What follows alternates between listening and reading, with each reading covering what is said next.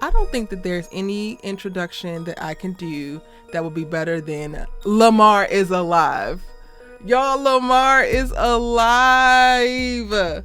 Yes. What's good, y'all? It's your good sis Erica Vane coming to you right here on Erica Vane TV with another BMF video. In this video, we are talking about season 2, episode number 1, titled Family Dinner.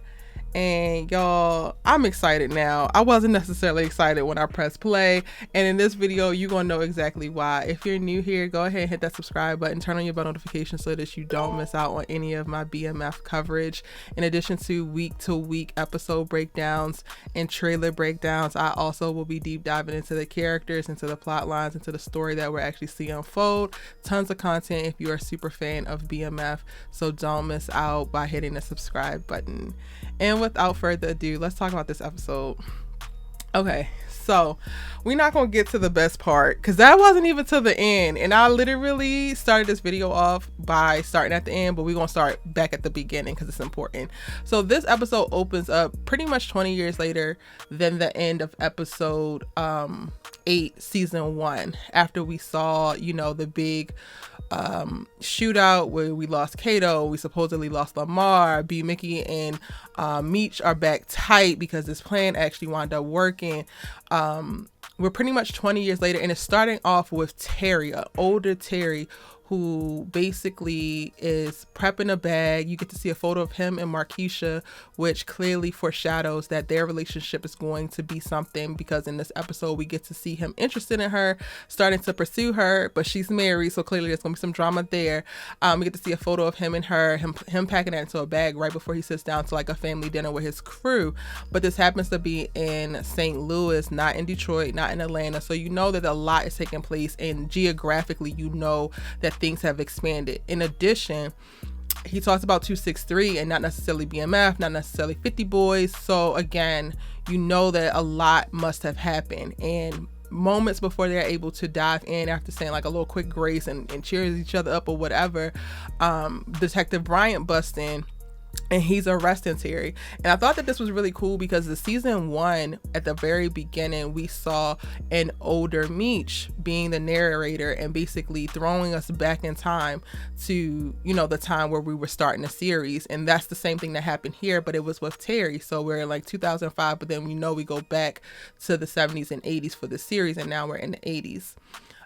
So we get that quick moment, we get that quick setup, that foreshadowing, which I think does a really great job of giving us perspective, because we all know the BMF story, or you at least have an idea of the BMF story, which makes it very tricky to do a series like this with an audience that's coming in that already knows exactly what happened. How do you make it interesting? And this is how you make it interesting.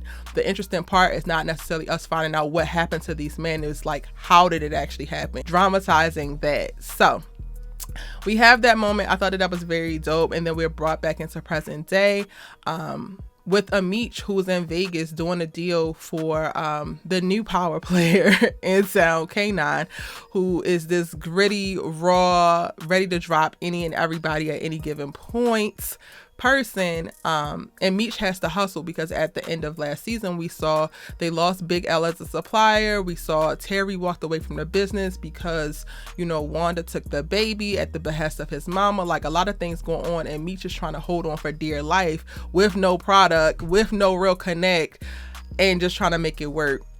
And what was really cool about this is that we get to see like Freeway Ricky and a bunch of other larger power players, specifically in the crack game, while he's walking through the gambling area, or this part of the casino, prepping to do the transit. And it goes to a moment where he's trying to get on the plane, but then they start to have the dogs at the airport, so then he has to switch to Greyhound. And I think that the BMF, one of the things that they're really doing a great job of is showing exactly like the step of like how things evolved the way they did. How did the major drug dealers, the major traffickers, the major gangsters, how did they adjust? When law enforcement started to do one thing, how did they adjust? How did the crack epidemic persist for so long? How did drugs hitting the street like have a chokehold on the streets, regardless of, you know, federal government, state government, local government, and police forces really coming at them from all sides? So I thought that was really cool. Again, amazing setup. Now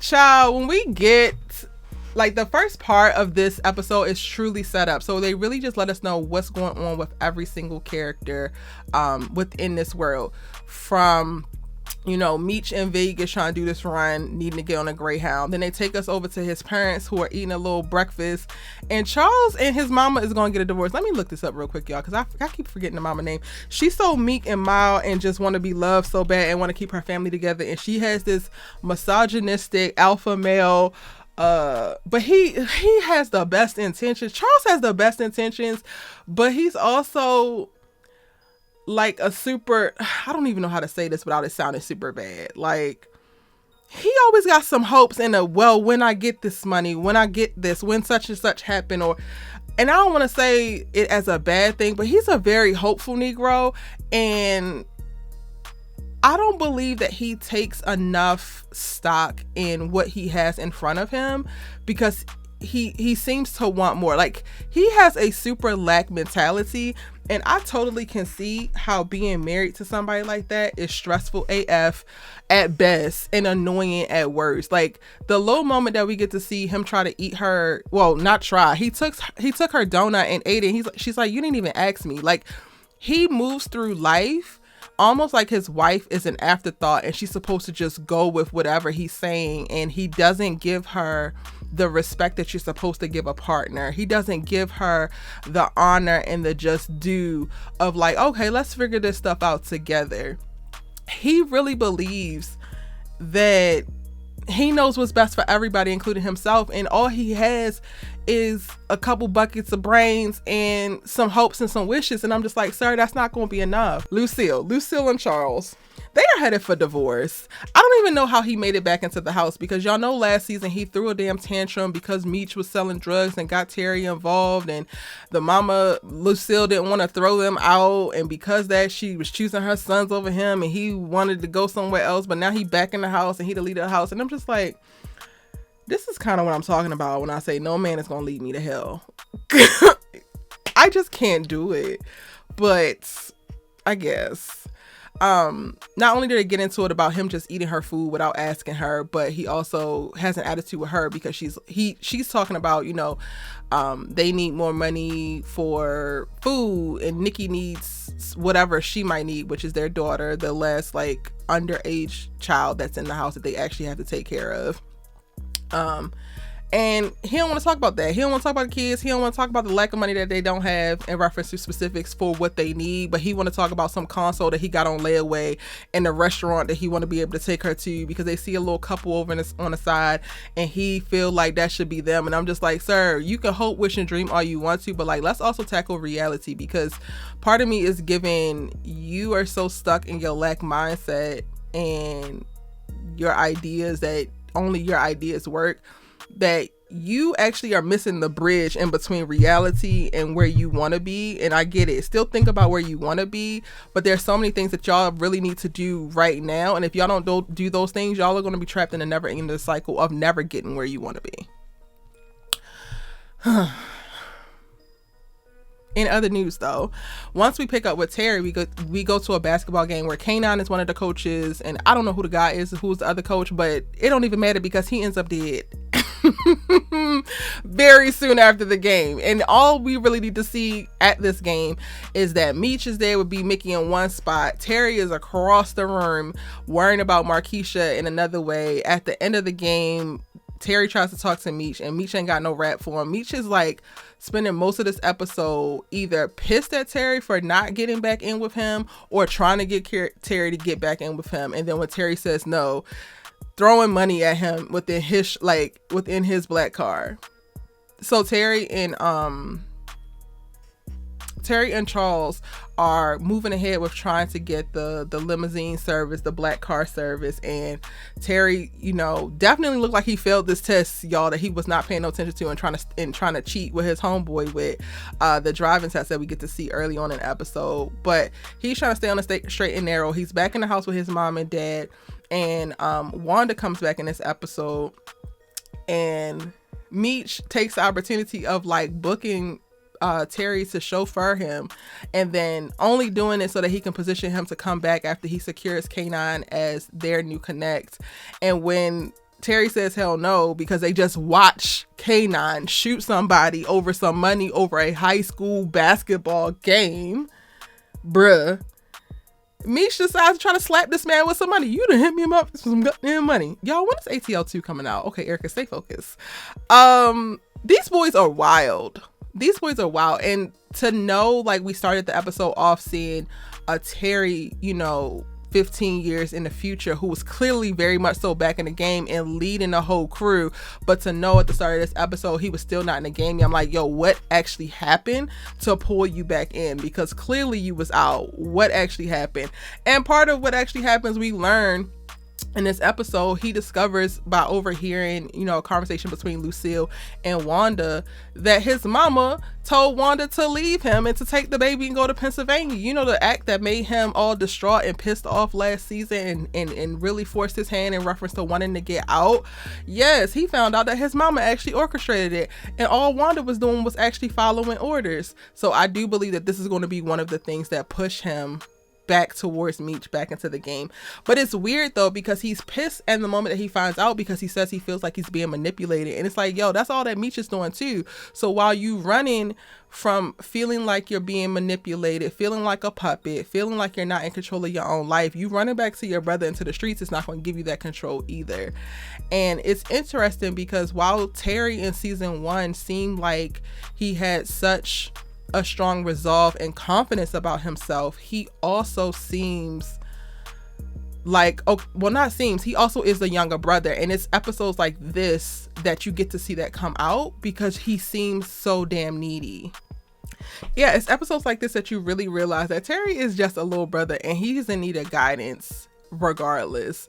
Now, the other thing that's happening for him, aside from him feeling a way about this manipulation that he's experiencing by the hands of his family members and the girl that he's supposed to love, is also his now smittenness with a very married Markaisha, who he decides to go up to the insurance building and see, and then bring her, orchids that she don't actually want, but she winds up giving to Wanda later. This boy is smashing Wanda and then visualizing Markaisha, and he got it like bad. And I'm just like, sir, when did this actually happen? Because she walked past you one time last season at the club when y'all went to go see Pat, and now all of a sudden she's like the baddest thing walking and you just can't think of anything else.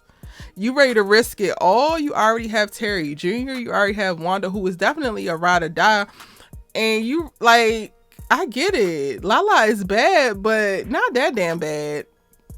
Again, he's young, y'all, the littlest of little brothers. And Meech actually calls this out when he sees Terry scoping out Markaisha at the game. He looks at him like he goofy, and of course he's gonna do that because this is him. He's corny and whatever. Which also begs the question of, like, Meech, if you think so, well, I don't think he thinks little of Terry, but he definitely knows Terry has a lot to him. So I'm also like, why are you so pressed to bring him back into the business, to have him run it with you? Because clearly B-Mickie, aside from his snitching, or like snitching adjacent, because we got to talk about that, B-Mickie seems very much so better equally yoked with you in reference to being a gangster who can be about business. Terry is like kind of gangster on the weekends if he try real hard, like if he close his bad eye and then squint the other one, then he's gangster, but otherwise he's really just a nice guy who wants really nice things. Why are we trying to drag him back to the game if you can call like how corny, how weak, how unfocused he is in certain aspects? But I guess it's also just wanting to be in business with your brother. Y'all let me know y'all's thoughts about that in the comment section down below. In this episode, aside from seeing Detective Bryant in the foreshadowing or in the scene that's in the future when older Terry gets arrested, we pick back up with him at the precinct where we get to meet his new partner that he gets assigned, and we also get understanding of what's supposed to be happening and who the players are that are in play during one of their police briefings at a meeting. So we get to see Lamar deceased, Kato deceased, all on this board outlining who the crews are, who the major players are, and what's actually happening, how they're going to actually move forward. Now in this episode we learn that B-Mickie actually snitches about Kato being the one who actually killed the partner, and Detective Bryant is holding over B-Mickie's head that he actually has the gun with 2 homicides on it, B-Mickie's favorite gun, and instead of turning it in, instead of outing him and putting him in jail, he's trying to use it to get at Meech, which is a problem because initially, and this was interesting because I was wondering, like, all of this episode, for the most part of the episode, we get to see B-Mickie out, and it's like at the end of last season, he was very much so in custody. The gun was there. It seemed like it was going to be a wrap. So it's definitely giving 50 years to life, sir. What are you actually doing out? But what happened was he cut a deal with Detective Bryant to be able to get the person who killed his partner, which is something that cops really, really care about. You can't really kill cops, and they definitely always want to close cases where cops are killed. So B-Mickie gave up Kato, but of course Detective Bryant, being who Detective Bryant is now, with this hard on to take down everybody, and I guess him turn over a new leaf and try not to be as crooked as he was anymore, now he's turning that into, he don't just want Kato, he don't just want the guy or the person who killed his partner, he wants to come after Meech, and now B-Mickie's going to have to help him do that. And it's not clear in this episode if B-Mickie is actually going to help or if he's going to figure out a way to get from up under Detective Bryant. And that's all I can say, because part of me wants to be like, oh no, you snitching and you raggedy, but then also we do get to see he doesn't offer up too much information. Like, he's very specific about what he does say and what he doesn't say. And then in the moments that he's sitting with Meech, and Meech is like, yo, you my right hand, I appreciate you, yada yada yada, love you, man, blah blah blah, he's also returning that, and it feels very genuine. It doesn't seem like we're looking at the same B-Mickie that was still struggling really bad about killing Kato, because we know that she was in love with her. It doesn't seem like he's really too worried about his placement within the organization, which is what had me questioning in season 1 if he was going to be as loyal as he portrayed himself to be. So literally at the end of this episode, y'all, we don't know which way the tide is going to turn. B-Mickie looks very concerned that he's being blackmailed by Detective Bryant, but he doesn't look like he just ready to tell all and walk away with his hands clean, if that makes sense. Other little side note for the parents, I forgot about this. Nikki is feeling away, y'all, and I totally forgot about everything that was going on with her until I remembered. This little girl's boyfriend got killed trying to save her, tied up in all this mess that's happening in the D and the drugs and this and that. I was wondering why sis had an attitude and why Lucille had to slap the shit out of her. And then I remembered, but also mama is going through a lot. So Nikki, hold your head, little girl, hold your head, because it's a lot happening around you. Detective Bryant's new partner, Detective Jen, is about that action. And Detective Bryant just knew, oh, I have a nice little Asian. Oh, as he said, this man literally asked this woman, what Oriental is you? It's the ignorance for me. But we have this nice, seemingly just gorgeous Asian woman, assigned to him. And he's like, yeah, no, I don't need no partner. But you ain't got no damn choice. So it's like, okay, cool. Maybe she's going to bring some softness, some femininity. No, she's coming with it. She uses a car to hit somebody in the 50 Boys crew to stop them. She's 100% with it. She's very, very perceptive. She's able to clock exactly how Detective Bryant is looking at B-Mickie when they are just randomly riding by and he spots him. She is going to be the perfect person to be around this man to also catch him if he decides that he is not actually going to come to the light and be clean. She's going to be the partner that fully puts it together, because the last partner was a little bit slow. He was clocking things a little bit too. That was on you, and that's why you where you at. But this one, she is with it, and ultimately in this episode, she also very quickly gains the respect of Detective Bryant. So she could definitely be a problem. Other notable things about this episode: K9, crazy ass K9, who decides that he's gonna chop off Big L's lips and give them to Meech. Gives them to Meech like a present on Christmas Day. After they see her at this little lounge spot and he daps her up, bigs her up, you could tell that they have some kind of romantic situation going on because they're very close. They're very comfortable. They're very like, And meanwhile, Meech ain't got nothing but death stares and annoying looks for her. And she got a little backhanded comment to make about how, he ain't really her speed. And next thing you know, her lips is in a jewelry box. That's what we dealing with. So also, Meech, y'all don't get to come up short like y'all did with Pat. Y'all don't get to miss drops. Y'all don't get to have products stolen from you, and then you want to come and parlay. Ain't no parlaying. K9 won the basketball game, paid the refs not to call calls, which is how he won the basketball game, and then shot the other coach because they had bet $20,000 that he was going to win, and the man said, I'm not paying you because you cheated. Bop. Big L said that Meech ain't her cup of tea, and kissed this man and gave him all types of love and energy and flavor, and next thing you know, her lips is in the jewelry box. He ain't the one, Meech. He ain't the one. But low-key, y'all, I don't even feel like K9 is going to be the biggest villain of this season. It's way too much too soon. And the real terrorist, the real menace, because you can't stop the rain, yes, is not actually dead. Is being kept under like a fake name by Detective Bryant, who is hoping that he can come to and be able to reveal his shooters. Lamar is in a coma but wakes up out of the coma by the end of the episode.